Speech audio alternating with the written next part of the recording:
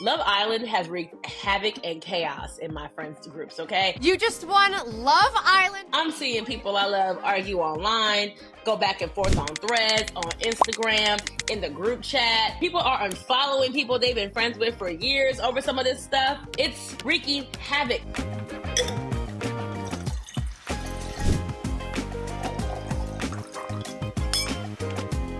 Welcome to Everything's Not Fine, the show where we unpack the chaos, celebrate culture, and keep the pores heavy. I do not understand or align with the people who are yucking the yum of the people who love this show, who think that it's below some type of moral bar that apparently reality TV is supposed to still have. I mean, like, are the challenges crazy? Yes. Are the sleeping conditions wild? Like all of them having to be in one room the whole time? Absolutely. But am I old enough to remember when the girls were tonguing down Flavor Flav for free? Sure am. Am I old enough to remember when 7 strangers were picked to live in a house to find out what happened when things stopped getting polite and people started hooking up and fighting? Also for free? Yes, I know that there are Black women who have had success, whether it's Lauren from Love is Blind, or, you know, even Shelly making it as far as she did. I think another dark-skinned Black girl made it to the final 2 couples on Love Island this season. I love how far that they've been able to make it against all odds, but I also have seen the debates and the commentary about what they've had to face. The further you are from European beauty standards, the harder it is for you when it comes to dating. And sure, yes, there are men who love Black women down. Do we seem to be seeing that on reality shows? Not so often. Oftentimes, the Black girls who make it are gone within the first 2 rounds to begin with, or they're not being chosen by the people who they want to choose. All the things. I just don't like seeing it. I don't like seeing us be exploited. I don't like seeing us be mistreated by men on television for people's consumption and enjoyment. I think that Black women should stay away from dating reality shows. They do not deserve us. Which one of y'all cousins stole Beyonce's hard drives? Atlanta police say they've issued an arrest warrant for a suspect accused of breaking into an SUV and stealing Beyonce's unreleased music, set lists, and other items. Which one of y'all cousins stole Beyonce's hard drives? I want to know. Turn them in. F the family, word to Terry Joseph, because I swear, if y'all mess up Act 3 for me, I will never forgive Atlanta, because y'all know that lady will cancel a whole project, knock it dead, if it don't go the way she wants it to.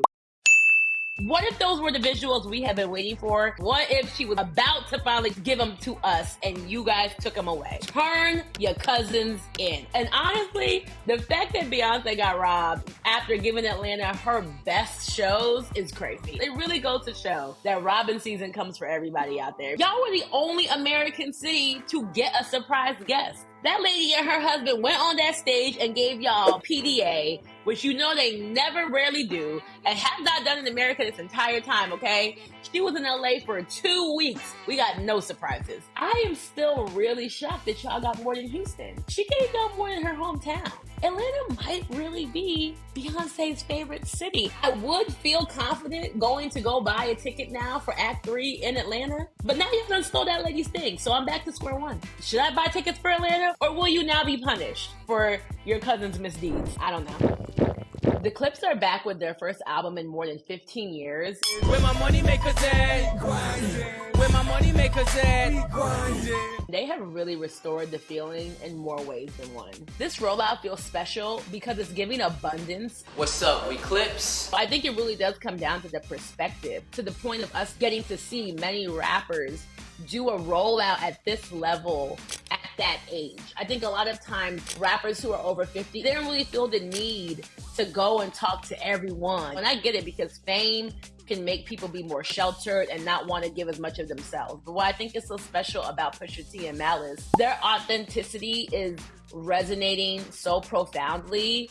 I hope it shows people what happens when you just go and be yourself. They're tackling real life subjects that I just don't feel like we get to hear a lot of. They're enunciating their words. I'm so sorry, but I love to hear a T pronounced when somebody is rapping, and they are giving us the Queen's English via rap. Quick question. Do Black people care about the Epstein files? I know that they're bad, very bad men doing bad things, but like, do we feel like it's really an in-house issue for us? If there were to be black people on that list, there's only like a limited amount of black people who could even perhaps have been in those circles, right? Like, not to be messy, I'm just curious. Like, I mean, like, maybe possibly like a, or maybe even, I'm just saying, who all would really get disinvited from the cookout because of the Epstein list? I don't really think that's like a us thing. I think that's like a white people problem, and they need to figure out amongst themselves who they need to remove from their parties. I'm just saying. But if anybody who was at our parties would be on the Epstein list, I would think it would be and okay, that's it. I'm just curious. Well, that's that on that, y'all. See you next week.